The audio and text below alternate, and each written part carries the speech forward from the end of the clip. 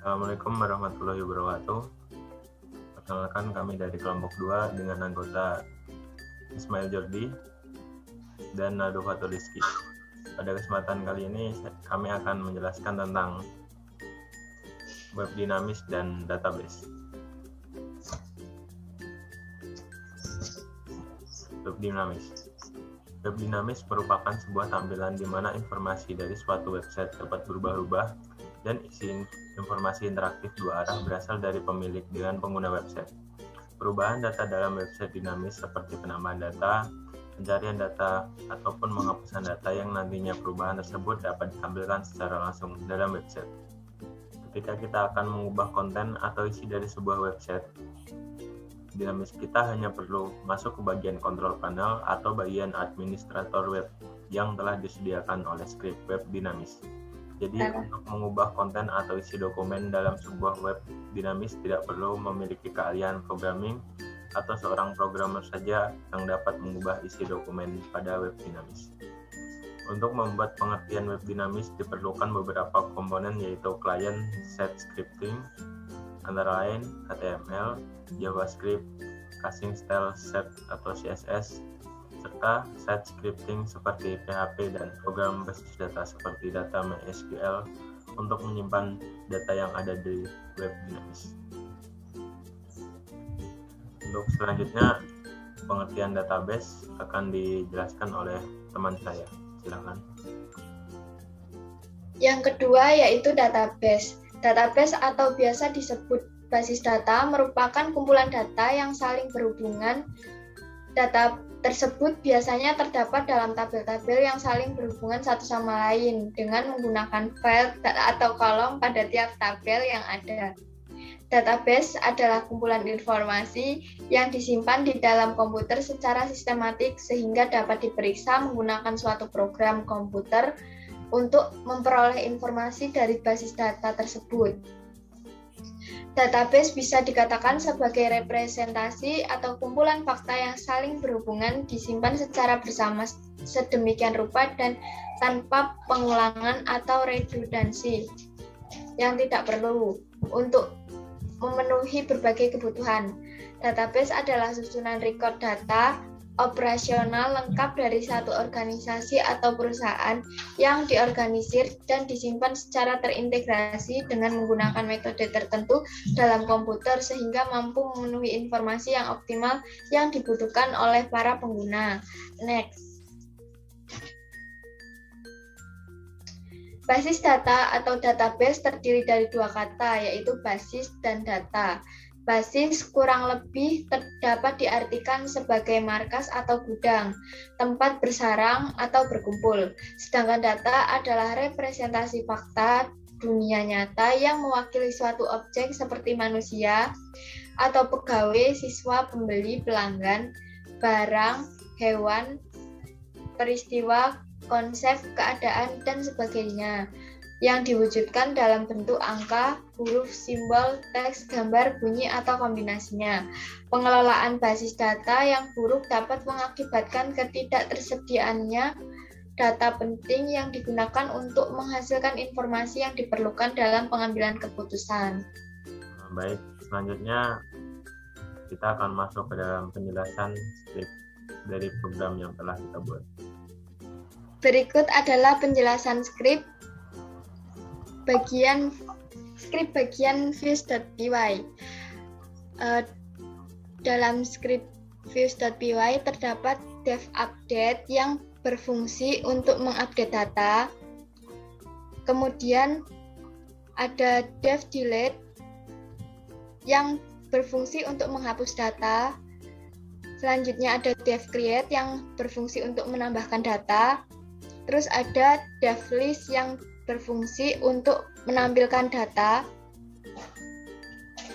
Yang terakhir ada dev grafik yang berfungsi untuk menampilkan grafik dan dashboard. Selanjutnya pada script urls.py yaitu ada pet update berfungsi untuk menampilkan update, pet delete berfungsi untuk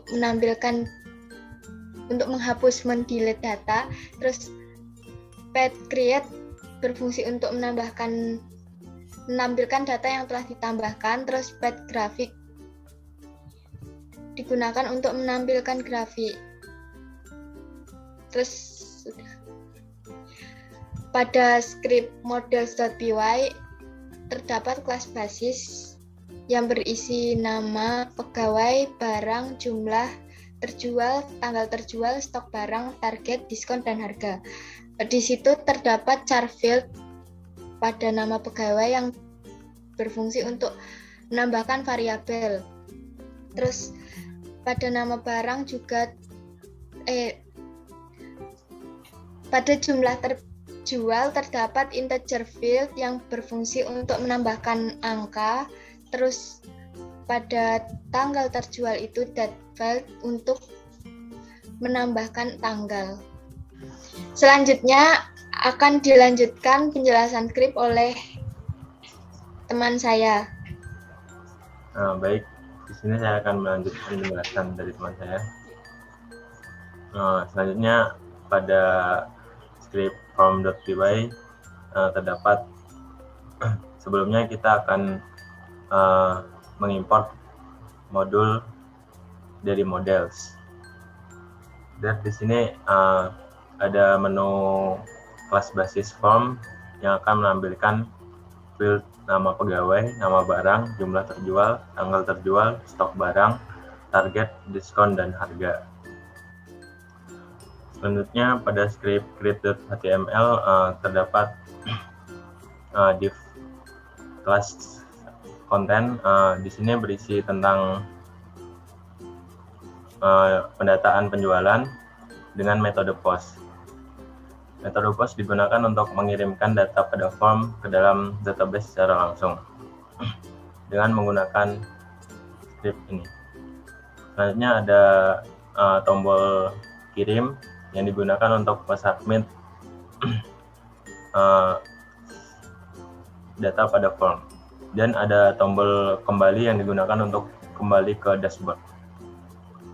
Selanjutnya ada list.html. Di sini ada div kelas konten. Terdapat button tambah data yang digunakan untuk menghubungkan ke dalam menu create yang digunakan untuk menambahkan data pada tabel. Selanjutnya ada tombol update yang digunakan untuk mengupdate data pada tabel, dan ada tombol delete yang digunakan untuk menghapus data pada tabel. Dan di sini terdapat enfor untuk mengakhiri program tersebut. Saya akan melanjutkan penjelasan tentang preview website dashboard. Yang pertama kita akan masuk ke dalam dashboard. Di sini terdapat tampilan sebuah tabel dari data penjualan dan grafik dari data penjualan. Berikut adalah grafiknya. Pada menu data penjualan terdapat submenu tambah data. Di sini kita bisa menambahkan data nama pegawai, nama barang, jumlah terjual, tanggal terjual, stok barang, target penjualan, diskon, dan harga. Ini kita akan mengklik kirim dan akan ditampilkan pada tabel berikut. Mungkin itu saja dari kami. Jika ada salah kata mohon dimaafkan. Assalamualaikum warahmatullahi wabarakatuh.